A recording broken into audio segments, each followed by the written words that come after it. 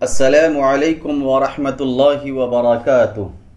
محترم سامعین کرام، سیرت النبی صلی اللہ علیہ وسلم کا یہ 36واں پارٹ ہے۔ اس حصے میں غزوہ تبوک کی پوری تفصیل بتائی جائے گی۔ حضرت ابو بکر صدیق رضی اللہ تعالی عنہ کے زیر امارت سن 9 ہجری کے حج کے بارے میں بتایا جائے گا، اور چند غزوات پر بھی گفتگو ہوگی انشاءاللہ، لہذا غور سے سنیں اور دوسروں کو بھی سننے کی ترغیب دیں۔ محترم سامعین کرام، غزوہ فتح مکہ حق و باطل کے درمیان ایک فیصلہ کن معرکہ تھا۔ اس معرکے کے بعد اہل عرب کے نزدیک رسول اللہ صلی اللہ علیہ وسلم کی رسالت میں کوئی شک باقی نہیں رہ گیا تھا، اسی لیے حالات کی رفتار یکسر بدل گئی اور لوگ اللہ کے دین میں فوج در فوج داخل ہو گئے۔ اس کا کچھ اندازہ ان تفصیلات سے لگ سکے گا جنہیں ہم وفود کے باب میں پیش کریں گے، اور کچھ اندازہ اس تعداد سے بھی لگایا جا سکتا ہے جو حجۃ الوداع میں حاضر ہوئی تھی۔ بہرحال اب اندرونی مشکلات کا تقریباً خاتمہ ہو چکا تھا اور مسلمان شریعت الہی کی تعلیم عام کرنے اور اسلام کی دعوت پھیلانے کے لیے یکسو ہو گئے تھے۔ غزوے کا سبب، مگر اب ایک ایسی طاقت کا رخ مدینے کی طرف ہو چکا تھا جو کسی وجہ جواز کے بغیر مسلمانوں سے چھیڑ چھاڑ کر رہی تھی۔ یہ طاقت رومیوں کی تھی، جو اس وقت روئے زمین پر سب سے بڑی فوجی قوت کی حیثیت رکھتی تھی۔ پچھلے بیان میں یہ بتایا جا چکا ہے کہ اس چھیڑ چھاڑ کی ابتدا شرحبیل بن عمرو غسانی کے ہاتھوں رسول اللہ صلی اللہ علیہ وسلم کے سفیر حضرت حارث بن عمیر ازدی رضی اللہ عنہ کے قتل سے ہوئی، جبکہ وہ رسول اللہ صلی اللہ علیہ وسلم کا پیغام لے کر بصرہ کے حکمراں کے پاس تشریف لے گئے تھے۔ یہ بھی بتایا جا چکا ہے کہ نبی کریم صلی اللہ علیہ وسلم نے اس کے بعد حضرت زید بن حارثہ رضی اللہ عنہ کی سرکردگی میں ایک لشکر بھیجا تھا جس نے رومیوں سے سرزمین موتا میں خوفناک ٹکر لی، مگر یہ لشکر ان متکبر ظالموں سے انتقام لینے میں کامیاب نہ ہوا، البتہ اس نے دور و نزدیک کے عرب باشندوں پر نہایت بہترین اثرات چھوڑے۔ قیصر روم ان اثرات کو اور ان کے نتیجے میں عرب قبائل کے اندر روم سے آزادی اور مسلمانوں کی ہمنوائی کے لیے پیدا ہونے والے جذبات کا نظر انداز نہیں کر سکتا تھا۔ اس کے لیے یقیناً یہ ایک خطرہ تھا جو قدم بقدم اس کی سرحد کی طرف بڑھ رہا تھا، اور عرب سے ملی ہوئی سرحد شام کے لیے چیلنج بنتا جا رہا تھا۔ اس لیے قیصر نے سوچا کہ مسلمانوں کی قوت کو ایک عظیم اور ناقابل شکست خطرے کی صورت اختیار کرنے سے پہلے کچل دینا ضروری ہے، تاکہ روم سے متصل عرب علاقوں میں فتنے اور ہنگامے سر نہ اٹھا سکیں۔ ان مصلحتوں کے پیش نظر ابھی جنگ موتا پر 1 سال بھی نہ گزرا تھا کہ قیصر نے رومی باشندوں اور اپنے ماتحت عربوں یعنی آل غسان وغیرہ پر مشتمل افواج کی فراہمی شروع کر دی، اور ایک خونریز اور فیصلہ کن معرکے کی تیاری میں لگ گیا۔ روم و غسان کی تیاریوں کی عام خبریں ادھر مدینے میں پے در پہ خبریں پہنچ رہی تھیں کہ روم مسلمانوں کے خلاف ایک فیصلہ کن معرکے کی تیاری کر رہے ہیں۔ اس کی وجہ سے مسلمانوں کو ہمہ وقت کھٹکا لگا رہتا تھا، اور ان کے کان کسی بھی غیر معتاد آواز کو سن کر فوراً کھڑے ہو جاتے تھے۔ وہ سمجھتے تھے کہ رومیوں کا ریلا آ گیا۔ اس کا اندازہ اس واقعے سے ہوتا ہے کہ اسی 9 ہجری میں نبی کریم صلی اللہ علیہ وسلم نے اپنی ازواج مطہرات سے ناراض ہو کر 1 مہینے کے لیے ایلا کر لیا تھا، عورت کے پاس نہ جانے کی قسم کھا لینا۔ اگر یہ قسم 4 ماہ یا اس سے کم مدت کے لیے ہے تو اس پر شرعاً کوئی حکم لاگو نہ ہوگا، اور اگر یہ ایلا 4 مہینے سے زیادہ مدت کے لیے ہے تو پھر 4 ماہ پورے ہوتے ہی شرعی عدالت دخیل ہوگی کہ شوہر یا تو بیوی کو بیوی کی طرح رکھے یا اسے طلاق دے۔ بہرحال ایلا کر لیا تھا۔ 1 مہینے کے لیے نبی کریم صلی اللہ علیہ وسلم نے ایلا کر لیا تھا اور انہیں چھوڑ کر ایک بالا خانے میں علیحدہ ہو گئے تھے۔ صحابہ کرام کو ابتداءً حقیقت حال معلوم نہ ہو سکی تھی، انہوں نے سمجھا کہ نبی کریم صلی اللہ علیہ وسلم نے طلاق دے دی ہے، اور اس کی وجہ سے صحابہ کرام میں شدید رنج و غم پھیل گیا۔ حضرت عمر بن خطاب رضی اللہ عنہ اس واقعے کو بیان کرتے ہوئے کہتے ہیں کہ میرا ایک انصاری ساتھی تھا، جب میں خدمت نبوی میں موجود نہ رہتا تو وہ میرے پاس خبر لاتا، اور جب وہ موجود نہ ہوتا تو میں اس کے پاس خبر لے جاتا۔ یہ دونوں ہی اوالی مدینہ میں رہتے تھے، ایک دوسرے کے پڑوسی تھے اور باری باری خدمت نبوی میں حاضر ہوتے تھے۔ اس زمانے میں ہمیں شاہان غسان کا خطرہ لگا ہوا تھا، ہمیں بتایا گیا تھا کہ وہ ہم پر یورش کرنا چاہتا ہے، اور اس کی وجہ سے ہمارے سینے بھرے ہوئے تھے۔ ایک روز اچانک میرا انصاری ساتھی دروازہ پیٹنے لگا اور کہنے لگا، کھولو کھولو۔ میں نے کہا، کیا غسانی آ گئے؟ اس نے کہا، نہیں، بلکہ اس سے بھی بڑی بات ہو گئی، رسول اللہ صلی اللہ علیہ وسلم اپنی بیویوں سے علیحدہ ہو گئے ہیں۔ ایک دوسری روایت میں یوں ہے کہ حضرت عمر رضی اللہ عنہ نے کہا، ہم میں چرچا تھا کہ آل غسان ہم پر چڑھائی کرنے کے لیے گھوڑوں کو نال لگوا رہے ہیں۔ ایک روز میرا ساتھی اپنی باری پر گیا اور عشاء کے وقت واپس آ کر میرا دروازہ بڑے زور سے پیٹا اور کہا، کیا وہ سو گئے ہیں؟ میں گھبرا کر باہر آیا۔ اس نے کہا کہ بڑا حادثہ ہو گیا۔ میں نے کہا، کیا ہوا؟ کیا غسانی آ گئے؟ اس نے کہا، نہیں، بلکہ اس سے بھی بڑا اور لمبا حادثہ، رسول اللہ صلی اللہ علیہ وسلم نے اپنی بیویوں کو طلاق دے دی ہے۔ اس سے اس صورتحال کی سنگینی کا اندازہ لگایا جا سکتا ہے جو اس وقت رومیوں کی جانب سے مسلمانوں کو درپیش تھی۔ اس میں مزید اضافہ منافقین کے ان ریشہ دوانیوں سے ہوا جو انہوں نے رومیوں کی تیاری کی خبریں مدینہ پہنچنے کے بعد شروع کی۔ چنانچہ اس کے باوجود کہ یہ منافقین دیکھ چکے تھے کہ رسول اللہ صلی اللہ علیہ وسلم ہر میدان میں کامیاب ہیں اور روئے زمین کی کسی طاقت سے نہیں ڈرتے، بلکہ جو رکاوٹیں آپ کی راہ میں حائل ہوتی ہیں وہ پاش پاش ہو جاتی ہیں، اس کے باوجود ان منافقین نے یہ امید باندھ لی کہ مسلمانوں کے خلاف انہوں نے اپنے سینوں میں جو دیرینہ آرزو چھپا رکھی ہے اور جس گردش دوراں کا وہ عرصہ سے انتظار کر رہے ہیں، اب اس کی تکمیل کا وقت قریب آ گیا ہے۔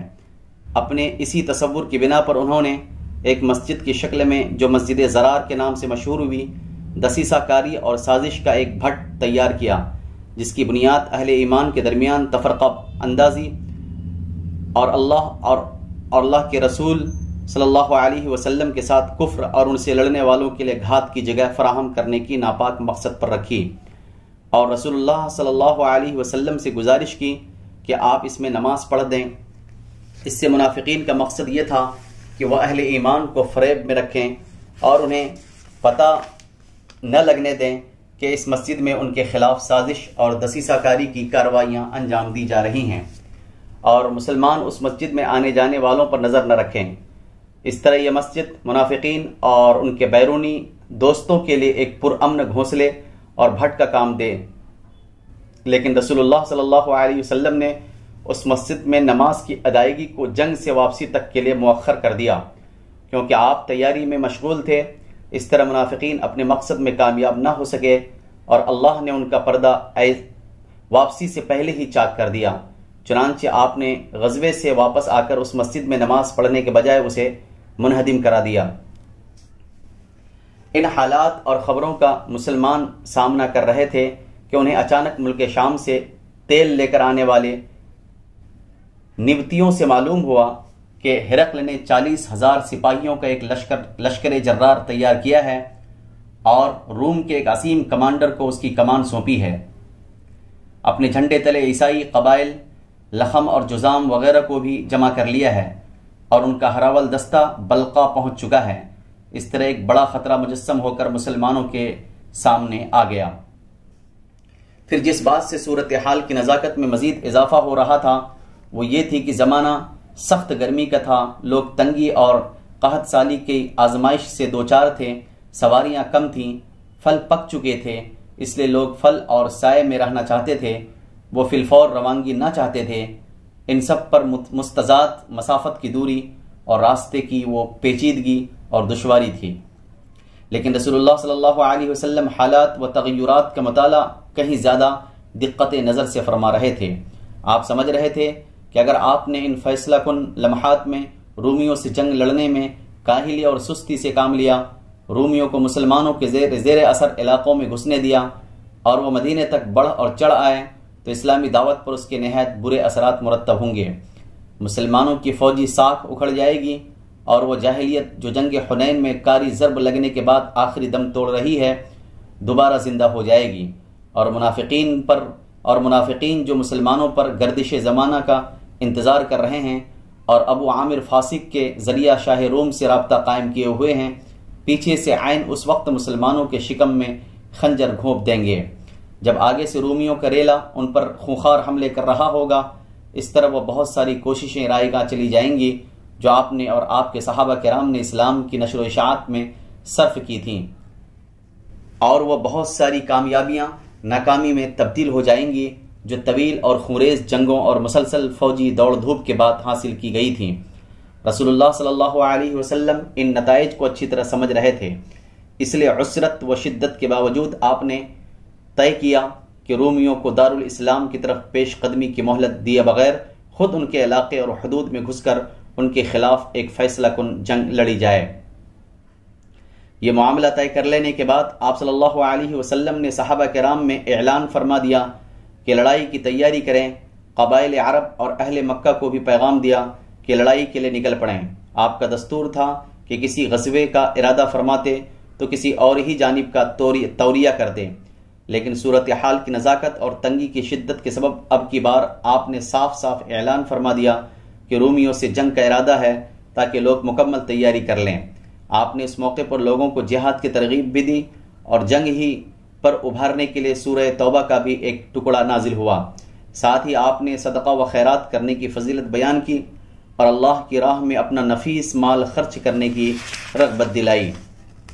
صحابہ کرام جو ہی رسول اللہ صلی اللہ علیہ وسلم کا ارشاد سنا کہ آپ رومیوں سے جنگ کی دعوت دے رہے ہیں، جھٹ اس کی تعمیل کے لیے دوڑ پڑے اور پوری تیز رفتاری سے لڑائی کی تیاری شروع کر دی۔ قبیلے اور برادریاں ہر چہار جانب سے مدینے میں اترنا شروع ہو گئیں، اور سوائے ان لوگوں کے جن کے دلوں میں نفاق کی بیماری تھی کسی مسلمان نے اس غزوے سے پیچھے رہنا گوارا نہ کیا۔ البتہ 3 مسلمان اس سے مستثنی ہیں کہ صحیح الایمان ہونے کے باوجود انہوں نے غزوے میں شرکت نہ کی۔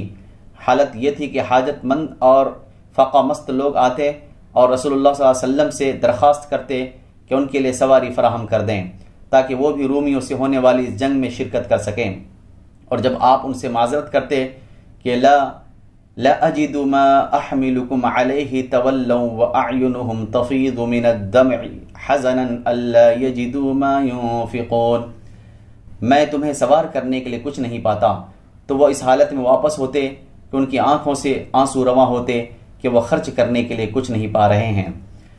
اسی طرح مسلمانوں نے صدقہ و خیرات کرنے میں بھی ایک دوسرے سے آگے نکل جانے کی کوشش کی۔ حضرت عثمان بن عفان رضی اللہ عنہ نے ملک شام کے لیے ایک قافلہ تیار کیا تھا جس میں پالان اور کجاوے سمیت 200 اونٹ تھے اور 200 اوقیہ تقریباً 29.5 کلو چاندی تھی۔ آپ نے یہ سب صدقہ کر دیا۔ اس کے بعد پھر 100 اونٹ پالان اور کجاوے سمیت صدقہ کیا۔ اس کے بعد 1000 دینار تقریباً 5.5 کلو سونے کے سکے لے آئے اور انہیں نبی کریم صلی اللہ علیہ وسلم کے آغوش میں بکھیر دیا۔ رسول اللہ صلی اللہ علیہ وسلم انہیں الٹتے جاتے تھے اور فرماتے جاتے تھے آج کے بعد عثمان جو بھی کریں انہیں ضرر نہ ہوگا۔ اس کے بعد حضرت عثمان رضی اللہ عنہ نے پھر صدقہ کیا اور صدقہ کیا، یہاں تک کہ ان کے صدقے کی مقدار نقدی کے علاوہ 900 اونٹ اور 100 گھوڑے تک جا پہنچی۔ ادھر حضرت عبد الرحمن بن عوف رضی اللہ عنہ 200 اوقیہ تقریباً 29.5 کلو چاندی لے آئے۔ حضرت ابو بکر رضی اللہ عنہ نے اپنا سارا مال حاضر خدمت کر دیا اور بال بچوں کے لیے اللہ اور اس کے رسول کے سوا کچھ نہ چھوڑا۔ ان کے صدقے کی مقدار 4000 درہم تھی اور سب سے پہلے یہی اپنا صدقہ لے کر تشریف لائے تھے۔ حضرت عمر رضی اللہ عنہ نے اپنا آدھا مال خیرات کیا۔ حضرت عباس رضی اللہ عنہ نے بہت سا مال لائے۔ حضرت طلحہ، سعد بن عبادہ اور محمد بن مسلمہ رضی اللہ عنہم بھی کافی مال لائے۔ حضرت عاصم بن عدی 90 وسق یعنی 13,500 کلو ٹن کھجور لے آئے۔ بقیہ صحابہ بھی پے در پہ اپنے تھوڑے زیادہ صدقات لے آئے، یہاں تک کہ کسی نے 1 مد یا 2 مد صدقہ کیا کہ وہ اس سے زیادہ کی طاقت نہیں رکھتے تھے۔ عورتوں نے بھی ہار، بازو بند، پازیب، بالی اور انگوٹھی وغیرہ جو کچھ ہو سکا آپ کی خدمت میں بھیجا۔ کسی نے بھی اپنا ہاتھ نہ روکا اور بخل سے کام نہ لیا۔ صرف منافقین تھے جو صدقات میں بڑھ چڑھ کر حصہ لینے والوں پر تانا زنی کرتے تھے کہ یہ ریاکار ہے، اور جن کے پاس اپنی مشقت کے سوا کچھ نہ تھا ان کا مذاق اڑاتے تھے کہ یہ 1-2 کھجور سے قیصر کی مملکت فتح کرنے اٹھے ہیں۔ اسلامی لشکر تبوک کی راہ میں اس دھوم دھام، جوش و خروش اور بھاگ دوڑ کے نتیجے میں لشکر تیار ہو گیا تو رسول اللہ صلی اللہ علیہ وسلم نے حضرت محمد بن مسلمہ کو، اور کہا جاتا ہے کہ سبا بن عرفطہ کو مدینے کا گورنر بنایا، اور حضرت علی بن ابی طالب رضی اللہ عنہ کو اپنے اہل و عیال کی دیکھ بھال کے لیے مدینے ہی میں رہنے کا حکم دیا۔ لیکن منافقین نے ان پر تانا زنی کی، اس لیے وہ مدینے سے نکل پڑے اور رسول اللہ صلی اللہ علیہ وسلم سے جا لاحق ہوئے۔ لیکن آپ نے انہیں پھر مدینہ واپس کر دیا اور فرمایا، کیا تم اس بات سے راضی نہیں کہ مجھ سے تمہیں وہی نسبت ہو جو حضرت موسیٰ علیہ السلام سے حضرت ہارون علیہ السلام کو تھی؟ البتہ میرے بعد کوئی نبی نہ ہوگا۔ بہرحال رسول اللہ صلی اللہ علیہ وسلم نے اس انتظام کے بعد شمال کی جانب کوچ فرمایا۔ نسائی کی روایت کے مطابق یہ جمعرات کا دن تھا، منزل تبوک تھی، لیکن لشکر بڑا تھا، 30,000 مردان جنگی تھے۔ اس سے پہلے مسلمانوں کا اتنا بڑا لشکر کبھی فراہم نہ ہوا تھا، اس لیے مسلمان ہر چند مال خرچ کرنے کے باوجود لشکر کو پوری طرح تیار نہ کر سکے تھے، بلکہ سواری اور توشے کی سخت کمی تھی۔ چنانچہ 18 آدمیوں پر ایک اونٹ تھا جس پر یہ لوگ باری باری سوار ہوتے تھے۔ اسی طرح کھانے کے لیے بسا اوقات درختوں کی پتیاں استعمال کرنی پڑتی تھیں، جس سے ہونٹوں پر ورم آ گیا تھا۔ مجبوراً اونٹوں کو قلت کے باوجود ذبح کرنا پڑا تاکہ اس کے بعد اس کے معدے اور آنتوں کے اندر جمع شدہ پانی اور تری پی جا سکے۔ اسی لیے اس کا نام جیش العسرہ، تنگی کا لشکر پڑ گیا۔ معزز سامعین کرام، تبوک کی راہ میں لشکر کا گزر حجر یعنی دیار سمود سے ہوا۔ سمود وہ قوم تھی جس نے وادی القریٰ کے اندر چٹانیں تراش کر مکانات بنائے تھے۔ صحابہ کرام نے وہاں کے کنویں سے پانی پی لیا تھا، لیکن جب چلنے لگے تو رسول اللہ صلی اللہ علیہ وسلم نے فرمایا، تم یہاں کا پانی نہ پینا اور اس سے نماز کے لیے وضو نہ کرنا، اور جو آٹا تم لوگوں نے گوندھ رکھا ہے اسے جانوروں کو کھلا دو، خود نہ کھاؤ۔ آپ نے یہ بھی حکم دیا کہ لوگ اس کنویں سے پانی لیں جس سے صالح علیہ السلام کی اونٹنی پانی پیا کرتی تھی۔ صحیحین میں ابن عمر رضی اللہ عنہما سے روایت ہے کہ جب نبی کریم صلی اللہ علیہ وسلم حجر یعنی دیار سمود سے گزرے تو فرمایا، ان ظالموں کی جائے سکونت میں داخل نہ ہونا کہ کہیں تم پر بھی وہی مصیبت نہ آن پڑے جو ان پر آئی تھی، ہاں مگر روتے ہوئے۔ پھر آپ نے اپنا سر ڈھکا اور تیزی سے چل کر وادی پار کر گئے۔ راستے میں لشکر کو پانی کی سخت ضرورت پڑی، حتیٰ کہ لوگوں نے رسول اللہ صلی اللہ علیہ وسلم سے شکوہ کیا۔ آپ نے اللہ سے دعا کی، اللہ نے بادل بھیج دیا، بارش ہوئی، لوگوں نے سیر ہو کر پانی پیا اور ضرورت کا پانی لاد بھی لیا۔ پھر جب تبوک کے قریب پہنچے تو آپ نے فرمایا، کل انشاءاللہ تم لوگ تبوک کے چشمے پر پہنچ جاؤ گے، لیکن چاشت سے پہلے نہیں پہنچو گے، لہذا جو شخص وہاں پہنچے اس کے پانی کو ہاتھ نہ لگائے یہاں تک کہ میں آ جاؤں۔ حضرت معاذ رضی اللہ عنہ کا بیان ہے کہ ہم لوگ پہنچے تو وہاں 2 آدمی پہلے ہی پہنچ چکے تھے، چشمے سے تھوڑا تھوڑا پانی آ رہا تھا۔ رسول اللہ صلی اللہ علیہ وسلم نے دریافت کیا کہ کیا تم دونوں نے اس کے پانی کو ہاتھ لگایا ہے؟ انہوں نے کہا ہاں۔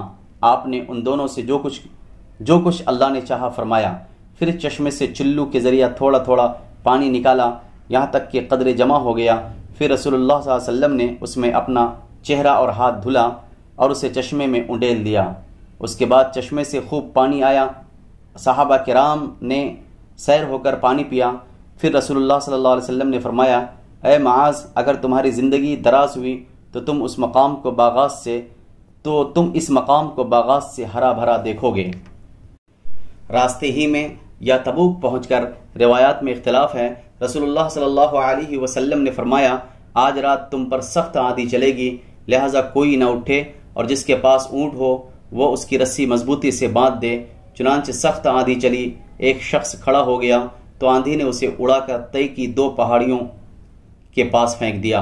راستے میں رسول اللہ صلی اللہ علیہ وسلم کا معمول تھا کہ آپ ظہر اور عصر کی نمازیں اکٹھا اور مغرب و عشاء کی نمازیں اکٹھا پڑھتے تھے، جمع تقدیم بھی کرتے تھے اور جمع تاخیر بھی۔ جمع تقدیم کا مطلب یہ ہے کہ ظہر اور عصر دونوں ظہر کے وقت میں اور مغرب اور عشاء دونوں مغرب کے وقت میں پڑھی جائے، اور جمع تاخیر کا مطلب یہ ہے کہ ظہر اور عصر دونوں عصر کے وقت میں اور مغرب اور عشاء دونوں عشاء کے وقت میں پڑھی جائیں۔ بہرحال اسلامی لشکر تبوک میں اتر کر خیمہ زن ہوا۔ وہ رومیوں سے دو دو ہاتھ کرنے کے لیے تیار تھا۔ پھر رسول اللہ صلی اللہ علیہ وسلم نے اہل لشکر کو مخاطب کر کے نہایت بلیغ خطبہ دیا۔ آپ نے جوامع الکلم ارشاد فرمائے، دنیا اور آخرت کی بھلائی کی رغبت دلائی، اللہ کے عذاب سے ڈرایا اور اس کے انعامات کی خوشخبری دی۔ اس طرح فوج کا حوصلہ بلند ہو گیا۔ ان میں توشے، ضروریات اور سامان کی کمی کے سبب جو نقص اور خلل تھا وہ اس راہ سے پر ہو گیا۔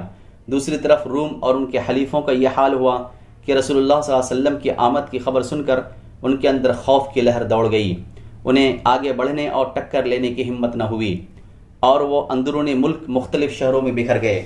ان کے اس طرز عمل کا اثر جزیرۃ العرب کے اندر اور باہر مسلمانوں کی فوجی ساخت پر بہت عمدہ مرتب ہوا، اور مسلمانوں نے ایسے اہم سیاسی فوائد حاصل کیے کہ جنگ کی صورت میں اس کا حاصل کرنا آسان نہ ہوتا، جس کی تفصیل یہ ہے، سماعت فرمائیں۔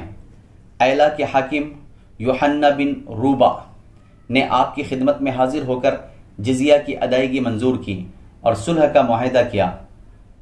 جربا اور ازرح کے باشندوں نے بھی خدمت نبوی میں حاضر ہو کر جزیہ دینا منظور کیا۔ رسول اللہ صلی اللہ علیہ وسلم نے ان کے لیے ایک تحریر لکھ دی جو ان کے پاس محفوظ تھی۔ آپ نے حاکم ایلا کو بھی ایک تحریر لکھ کر دی جو یہ تھی، بسم اللہ الرحمن الرحیم، یہ پروانہ امن ہے اللہ کی جانب سے اور نبی محمد رسول اللہ کی جانب سے، یوحنا بن روبا اور باشندگان ایلا کے لیے۔ خشکی اور سمندر میں ان کی کشتیوں اور قافلوں کے لیے اللہ کا ذمہ ہے اور محمد نبی کا ذمہ ہے، اور یہی ذمہ ان شامی اور سمندری باشندوں کے لیے ہے جو یوحنا کے ساتھ ہوں۔ ہاں، اگر ان کا کوئی آدمی کوئی گڑبڑ کرے گا تو اس کا مال اس کی جان کے آگے روک نہ بن سکے گا، اور جو آدمی اس کا مال لے لے گا اس کے لیے وہ حلال ہوگا۔ انہیں کسی چشمے پر اترنے اور خشکی یا سمندر کے کسی راستے پر چلنے سے منع نہیں کیا جا سکتا۔ اس کے علاوہ رسول اللہ صلی اللہ علیہ وسلم نے حضرت خالد بن ولید رضی اللہ عنہ کو 420 سواروں کا رسالہ دے کر دومت الجندل کے حاکم عقیدر کے پاس بھیجا اور فرمایا، تم اسے نیل گائے کا شکار کرتے ہوئے پاؤ گے۔ حضرت خالد رضی اللہ عنہ وہاں تشریف لے گئے۔ جب اتنے فاصلے پر رہ گئے کہ قلعہ صاف نظر آ رہا تھا تو اچانک ایک نیل گائے نکلی اور قلعے کے دروازے پر سینگ رگڑنے لگی۔ عقیدر اس کے شکار کو نکلا۔ چاندنی رات تھی۔ حضرت خالد رضی اللہ عنہ اور ان کے سواروں نے اسے جا لیا اور گرفتار کر کے رسول اللہ صلی اللہ علیہ وسلم کی خدمت میں حاضر کیا۔ آپ نے اس کی جان بخشی کی اور 2000 اونٹ، 800 غلام، 400 زرہیں اور 400 نیزوں کی شرط پر مصالحت فرمائی۔ اس نے جزیہ بھی دینے کا اقرار کیا۔ چنانچہ آپ صلی اللہ علیہ وسلم نے اس سے یوحنا سمیت دوما، تبوک، ایلا اور تیمہ کے شرائط پر معاملہ طے کیا۔ ان حالات کو دیکھ کر وہ قبائل جو اب تک رومیوں کے آلہ کار بنے ہوئے تھے سمجھ گئے کہ اب اپنے ان پرانے سرپرستوں پر اعتماد کرنے کا وقت ختم ہو چکا ہے، اس لیے وہ بھی مسلمانوں کے حمایتی بن گئے۔ اس طرح اسلامی حکومت کی سرحدیں وسیع ہو کر براہ راست رومی سرحد سے جا ملی اور روم کے آلہ کاروں کا بڑی حد تک خاتمہ ہو گیا۔ مدینے کو واپسی۔ اسلامی لشکر تبوک سے مظفر و منصور واپس آیا۔ کوئی ٹکر نہ ہوئی۔ اللہ جنگ کے معاملے میں مومنین کے لیے کافی ہوا۔ البتہ راستے میں ایک جگہ ایک گھاٹی کے پاس 12 منافقین نے نبی کریم صلی اللہ علیہ وسلم کو قتل کرنے کی کوشش کی۔ اس وقت آپ اس گھاٹی سے گزر رہے تھے اور آپ کے ساتھ صرف حضرت عمار رضی اللہ عنہ تھے جو اونٹنی کی نکیل تھامے ہوئے تھے، اور حضرت حذیفہ بن یمان رضی اللہ عنہ تھے جو اونٹنی ہانک رہے تھے۔ باقی صحابہ کرام دور وادی کے نشیب سے گزر رہے تھے، اس لیے منافقین نے اس موقع کو اپنے ناپاک مقصد کے لیے غنیمت سمجھا اور آپ کی طرف قدم بڑھایا۔ ادھر آپ اور آپ کے دونوں ساتھی حسب معمول راستہ طے کر رہے تھے کہ پیچھے سے ان منافقین کے قدموں کی چاپیں سنائی دیں۔ یہ سب چہروں پر ڈھاٹا باندھے ہوئے تھے اور اب آپ پر تقریباً چڑھ ہی آئے تھے کہ آپ نے حضرت حذیفہ کو ان کی جانب بھیجا۔ انہوں نے ان کی سواریوں کے چہروں پر اپنے ایک ڈھال سے ضرب لگانی شروع کی، جس سے اللہ نے انہیں مرعوب کر دیا اور وہ تیزی سے بھاگ کر لوگوں میں جا ملے۔ اس کے بعد رسول اللہ صلی اللہ علیہ وسلم نے ان کے نام بتائے اور ان کے ارادے سے باخبر کیا۔ اس لیے حضرت حذیفہ رضی اللہ عنہ کو رسول اللہ صلی اللہ علیہ وسلم کا رازداں کہا جاتا ہے۔ اسی واقعے سے متعلق اللہ کے ارشاد نازل ہوا، وَهَمُّوا بِمَا لَمْ يَنَالُوا، انہوں نے اس کام کا قصد کیا جسے وہ نہ پا سکے۔ خاتمہ سفر پر جب دور سے نبی کریم صلی اللہ علیہ وسلم کو مدینے کے نقوش دکھائی پڑے تو آپ نے فرمایا، یہ رہا طابہ اور یہ رہا احد، یہ وہ پہاڑ ہے جو ہم سے محبت کرتا ہے اور جس سے ہم محبت کرتے ہیں۔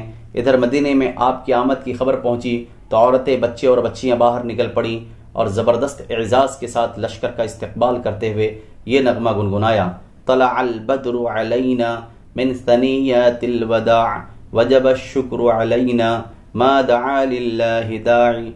ہم پر ثنیۃ الوداع سے 14ویں کا چاند طلوع ہوا، جب تک پکارنے والا اللہ کو پکارے ہم پر شکر واجب ہے۔ رسول اللہ صلی اللہ علیہ وسلم تبوک کے لیے رجب میں روانہ ہوئے تھے اور واپس آئے تو رمضان کا مہینہ تھا۔ اس سفر میں پورے 50 روز صرف ہوئے، 20 دن تبوک میں اور 30 دن آمد و رفت میں۔ یہ آپ صلی اللہ علیہ وسلم کی حیات مبارکہ کا آخری غزوہ تھا جس میں آپ نے بنفس نفیس شرکت فرمائی۔ مخلفین، یہ غزوہ اپنے مخصوص حالات کے لحاظ سے اللہ تبارک و تعالی کی طرف سے ایک سخت آزمائش بھی تھا، جس سے اہل ایمان اور دوسرے لوگوں میں تمیز ہو گئی۔ اس قسم کے موقع پر اللہ تبارک و تعالی کا دستور بھی یہی ہے۔ ارشاد ہے، ما كان الله ليذر المؤمنين على ما انتم عليه حتى يميز الخبيث من الطيب۔ اللہ مومنین کو اسی حالت پر چھوڑ نہیں سکتا جس پر تم لوگ ہو، یہاں تک کہ خبیث کو پاکیزہ سے علیحدہ کر دے۔ چنانچہ اس غزوے میں سارے کے سارے مومنین صادقین نے شرکت کی اور اس سے غیر حاضری نفاق کی علامت قرار پائی۔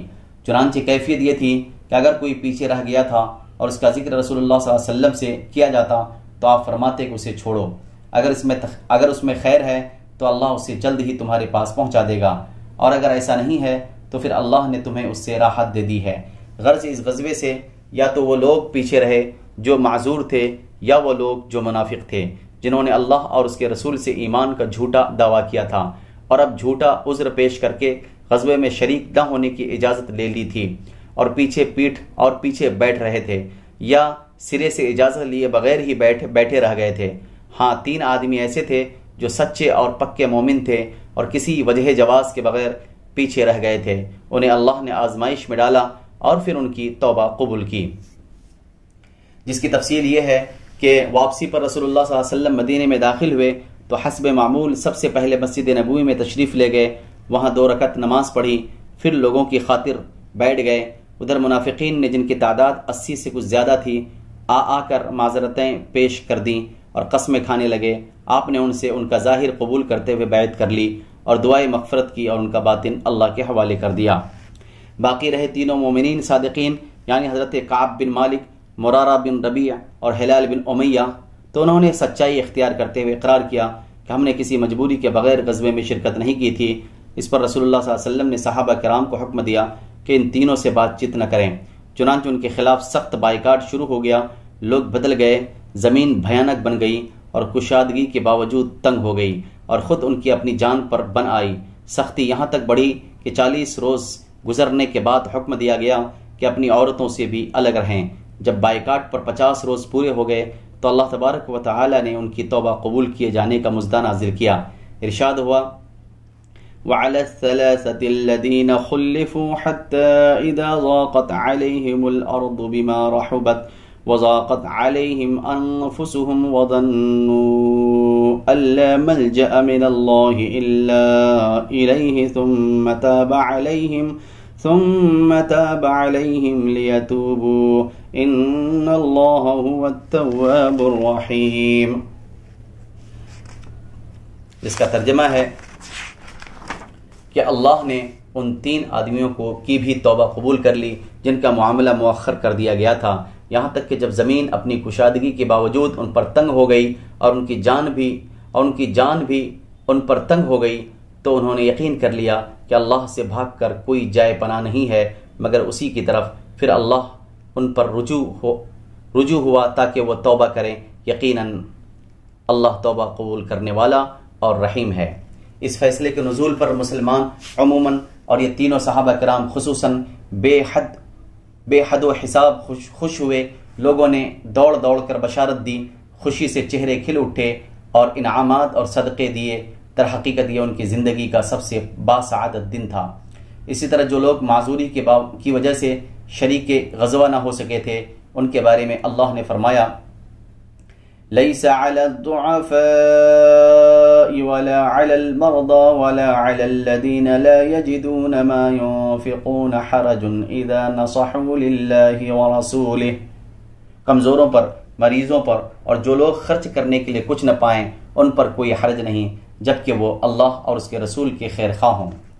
ان کے متعلق نبی کریم صلی اللہ علیہ وسلم نے بھی مدینے کے قریب پہنچ کر فرمایا تھا، مدینے میں کچھ ایسے لوگ ہیں کہ تم نے جس جگہ بھی سفر کیا اور جو وادی بھی طے کی وہ تمہارے ساتھ رہے۔ انہیں عذر نے روک رکھا تھا۔ لوگوں نے کہا یا رسول اللہ صلی اللہ علیہ وسلم، وہ مدینے میں رہتے ہوئے بھی ہمارے ساتھ تھے؟ آپ نے فرمایا ہاں، مدینے میں رہتے ہوئے بھی۔ اس غزوے کا اثر سماعت فرمائیں، یہ غزوہ جزیرۃ العرب پر مسلمانوں کا اثر پھیلانے اور اسے تقویت پہنچانے میں بڑا مؤثر ثابت ہوا۔ لوگوں پر یہ بات اچھی طرح واضح ہو گئی کہ اب جزیرۃ العرب میں اسلام کی طاقت کے سوا اور کوئی طاقت زندہ نہیں رہ سکتی۔ اس طرح جاہلین اور منافقین کی وہ بچی کھچی آرزویں اور امیدیں بھی ختم ہو گئیں جو مسلمانوں کے خلاف گردش زمانہ کے انتظار میں ان کے نہا خانہ دل میں پنہا تھیں، کیونکہ ان کی ساری امیدوں اور آرزوؤں کا محور رومی طاقت تھی اور اس غزوے میں اس کا بھی بھرم کھل گیا تھا۔ اس لیے ان حضرات کے حوصلے ٹوٹ گئے اور انہوں نے امر واقعہ کے سامنے سپر ڈال دی کہ اب اس سے بھاگنے اور چھٹکارا پانے کی کوئی راہ ہی نہیں رہ گئی تھی۔ اسی صورتحال کی بنا پر اب اس کی بھی ضرورت نہیں رہ گئی تھی کہ مسلمان منافقین کے ساتھ رفق و نرمی کا معاملہ کریں، لہذا اللہ نے ان کے خلاف سخت رویہ اختیار کرنے کا حکم صادر فرمایا، یہاں تک کہ ان کے صدقے قبول کرنے، ان کی نماز جنازہ پڑھنے، ان کے لیے دعائے مغفرت کرنے اور ان کی قبروں پر کھڑے ہونے سے روک دیا۔ اور انہوں نے مسجد کے نام پر سازش اور دسیسہ کاری کا جو گھونسلہ تعمیر کیا تھا اسے ڈھا دینے کا حکم دیا، اور ان کے بارے میں ایسی آیات نازل فرمائیں کہ وہ بالکل ننگے ہو گئے، انہیں پہچاننے میں کوئی ابہام نہ رہا، گویا اہل مدینہ کے لیے ان آیات نے ان منافقین پر انگلیاں رکھ دیں۔ اس غزوے کے اثرات کا اندازہ اس سے بھی لگایا جا سکتا ہے کہ فتح مکہ کے بعد بلکہ اس سے پہلے بھی عرب کے وفود اگرچہ رسول اللہ صلی اللہ علیہ وسلم کی خدمت میں آنا شروع ہو گئے تھے، لیکن ان کی بھرمار اس غزوے کے بعد ہی ہوئی۔ اس غزوے سے متعلق سورہ توبہ کی بہت سی آیات نازل ہوئیں، کچھ روانگی سے پہلے، کچھ روانگی کے بعد، دوران سفر اور کچھ مدینے واپس آنے کے بعد۔ ان آیات میں غزوے کے حالات ذکر کیے گئے ہیں، منافقین کا پردہ کھولا گیا ہے، مخلص مجاہدین کی فضیلت بیان کی گئی ہے، اور مومنین صادقین جو غزوے میں گئے تھے اور جو نہیں گئے تھے ان کی توبہ کی قبولیت کا ذکر ہے، وغیرہ وغیرہ۔ اس سن یعنی 9 ہجری میں تاریخی اہمیت کے متعدد واقعات پیش آئے جو اس طرح ہیں۔ تبوک سے رسول اللہ صلی اللہ علیہ وسلم کی واپسی کے بعد عویمر عجلانی اور ان کی بیوی کے درمیان لعان ہوا۔ غامدیہ عورت کو جس نے آپ کی خدمت میں حاضر ہو کر بدکاری کا اقرار کیا تھا، رجم کیا گیا۔ اس عورت نے بچے کی پیدائش کے بعد جب دودھ چھوڑا لیا تب اسے رجم کیا گیا تھا۔ اصحمہ نجاشی شاہ حبشہ نے وفات پائی اور رسول اللہ صلی اللہ علیہ وسلم نے ان کی غائبانہ نماز جنازہ پڑھی۔ نبی کریم صلی اللہ علیہ وسلم کی صاحبزادی ام کلثوم رضی اللہ عنہا کی وفات ہوئی۔ ان کی وفات پر آپ کو سخت غم ہوا اور آپ نے حضرت عثمان سے فرمایا کہ اگر میرے پاس تیسری لڑکی ہوتی تو اس کی شادی بھی تم سے کر دیتا۔ تبوک سے رسول اللہ صلی اللہ علیہ وسلم کی واپسی کے بعد رأس المنافقین عبداللہ بن ابی نے وفات پائی۔ رسول اللہ صلی اللہ علیہ وسلم نے اس کے لیے دعائے مغفرت کی اور حضرت عمر رضی اللہ عنہ کے روکنے کے باوجود اس کی نماز جنازہ پڑھی۔ بعد میں قرآن نازل ہوا اور اس میں حضرت عمر رضی اللہ عنہ کی موافقت اور تائید کرتے ہوئے منافقین پر نماز جنازہ پڑھنے سے منع کر دیا گیا۔ سن 9 ہجری کا حج۔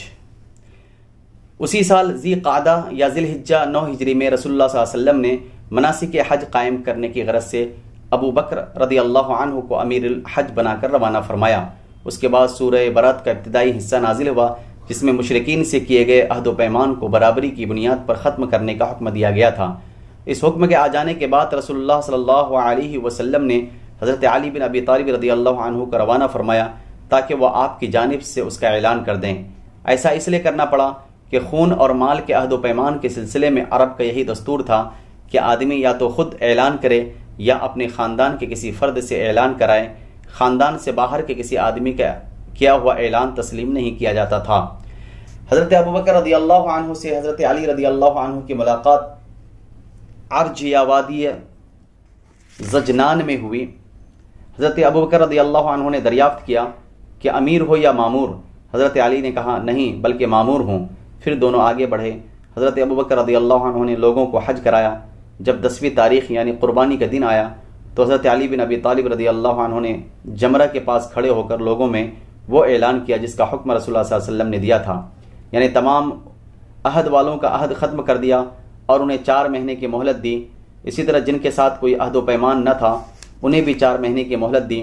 البتہ جن مشرکین نے مسلمانوں سے عہد نبھانے میں کوئی کوتاہی نہ کی تھی اور نہ مسلمانوں کے خلاف کسی کی مدد کی تھی، ان کا عہد ان کی طے کردہ مدت تک برقرار رکھا۔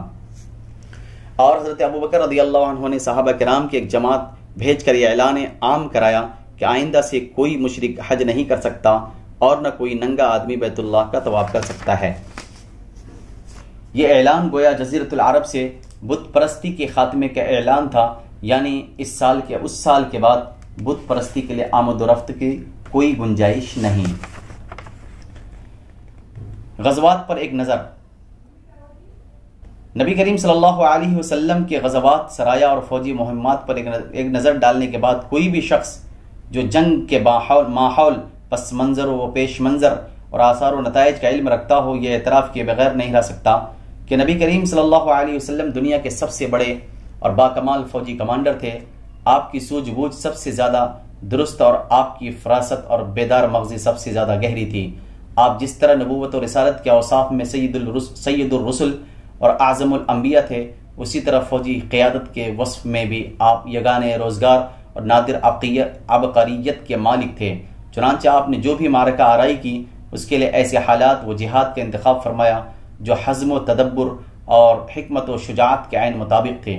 کسی معرکے میں حکمت عملی، لشکر کی ترتیب اور حساس مراکز پر اس کی تعیناتی، موضوع ترین مقام جنگ کے انتخاب اور جنگی پلاننگ وغیرہ میں آپ سے کبھی کوئی چوک نہیں ہوئی، اور اسی لیے اس بنیاد پر آپ کو کبھی کوئی زک نہیں اٹھانی پڑی، بلکہ ان تمام جنگی معاملات و مسائل کے سلسلے میں آپ نے اپنے عملی اقدامات سے ثابت کر دیا کہ دنیا بڑے بڑے کمانڈروں کے تعلق سے جس طرح کی قیادت کا علم رکھتی ہے، آپ اس سے بہت کچھ مختلف ایک نرالی ہی قسم کی کمانڈرانہ صلاحیت کے مالک تھے، جس کے ساتھ شکست کا کوئی سوال ہی نہ تھا۔ اس موقع پر یہ عرض کر دینا بھی ضروری ہے کہ احد اور حنین میں جو کچھ پیش آیا، اس کا سبب رسول اللہ صلی اللہ علیہ وسلم کی کسی حکمت عملی کی خامی نہ تھی، بلکہ اس کے پیچھے حنین میں کچھ افراد لشکر کی بعض کمزوریاں کار فرما تھیں، اور احد میں آپ کی نہایت اہم حکمت عملی اور لازمی ہدایات کو نہایت فیصلہ کن لمحات میں نظر انداز کر دیا گیا تھا۔ پھر ان دونوں غزوات میں جب مسلمانوں کو زک اٹھانے کی نوبت آئی تو آپ نے جس عبقریت کا مظاہرہ فرمایا وہ اپنی مثال آپ تھی۔ آپ دشمن کے مد مقابل ڈٹے رہے اور اپنی نادر روزگار حکمت عملی سے اسے یا تو اس کے مقصد میں ناکام بنا دیا جیسا کہ احد میں ہوا، یا جنگ کا پانسا اس طرح پلٹ دیا کہ مسلمانوں کی شکست فتح میں تبدیل ہو گئی جیسا کہ حنین میں ہوا۔ حالانکہ احد جیسی خطرناک صورتحال اور حنین جیسی بے لگام بھگدڑ سپہ سالاروں کی قوت فیصلہ سلب کر لیتی ہے اور ان کے اعصاب پر اتنا بدترین اثر ڈالتی ہے کہ انہیں اپنے بچاؤ کے علاوہ اور کوئی فکر نہیں رہ جاتی۔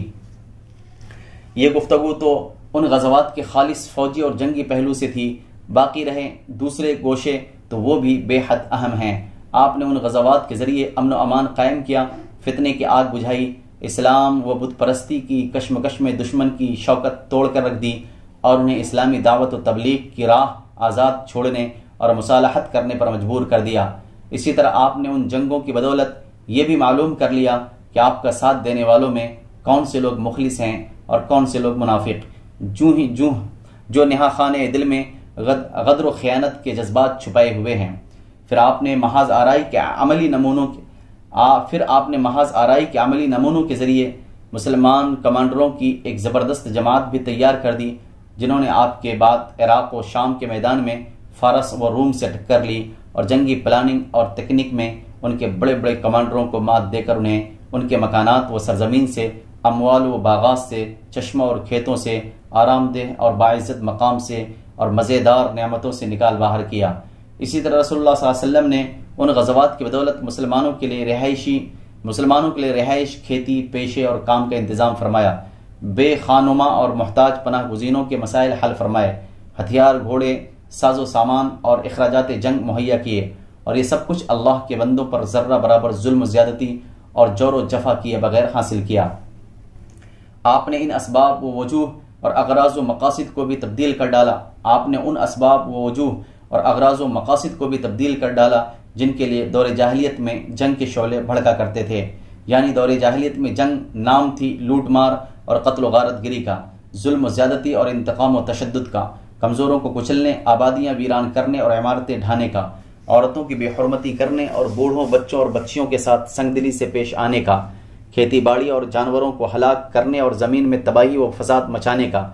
مگر اسلام نے اس جنگ کی روح تبدیل کر کے اسے ایک مقدس جہاد میں بدل دیا، جسے نہایت موزوں اور معقول اسباب کے تحت شروع کیا جاتا ہے، اور اس کے ذریعے ایسے شریفانہ مقاصد اور بلند پایہ اغراض حاصل کیے جاتے ہیں جنہیں ہر زمانے اور ہر ملک میں انسانی معاشرے کے لیے باعث سے اعزاز تسلیم کیا گیا ہے، کیونکہ اب جنگ کا مفہوم یہ ہو گیا کہ انسان کو قہر و ظلم کے نظام سے نکال کر عدل و انصاف کے نظام میں لانے کی مسلح جد و جہد کی جائے، یعنی ایک ایسے نظام کو جس میں طاقتور کمزور کو کھا رہا ہو، الٹ کر ایک ایسا نظام قائم کیا جائے جس میں طاقتور کمزور ہو جائے جب تک کہ اس سے کمزور کا حق لے نہ لیا جائے۔ اسی طرح اب جنگ کا معنی یہ ہو گیا کہ ان کمزور مردوں اور عورتوں اور بچوں کو نجات دلائی جائے جو دعائیں کرتے رہتے ہیں کہ اے ہمارے پروردگار ہمیں اس بستی سے نکال جس کے باشندے ظالم ہیں، اور ہمارے لیے اپنے پاس سے ہمارے لیے اپنے پاس سے ولی بنا اور اپنے پاس سے مددگار بنا۔ نیز اس جنگ کا معنی یہ ہو گیا کہ اللہ کی زمین کو غدر و خیانت، ظلم و ستم اور بدی و گناہ سے پاک کر کے اس کی جگہ امن و امان، رافت و رحمت، حقوق رسانی اور مروت و انسانیت کا نظم بحال کیا جائے۔ رسول اللہ صلی اللہ علیہ وسلم نے جنگ کے لیے شریفانہ ضوابط بھی مقرر فرمائے اور اپنے فوجیوں اور کمانڈروں پر ان کی پابندی لازمی قرار دیتے ہوئے کسی حال میں ان سے باہر جانے کی اجازت نہ دی۔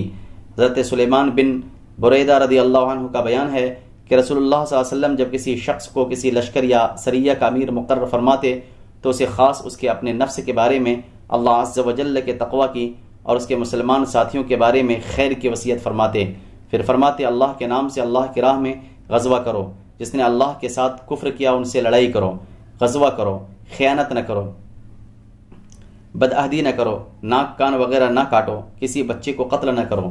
اسی طرح آپ آسانی برتنے کو حکم دیتے اور فرماتے آسانی کرو، سختی نہ کرو، لوگوں کو سکون دلاؤ، متنفر نہ کرو، اور جب رات میں آپ کسی قوم کے پاس پہنچتے تو صبح ہونے سے پہلے چھاپا نہ مارتے۔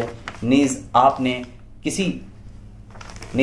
کسی کو آگ میں جلانے سے نہایت سختی کے ساتھ منع کیا، اسی طرح باندھ کر قتل کرنے اور عورتوں کو مارنے اور انہیں قتل کرنے سے بھی منع کیا، اور لوٹ پاٹ سے روکا، حتیٰ کہ آپ نے فرمایا کہ لوٹ کا مال مردار سے زیادہ حلال نہیں۔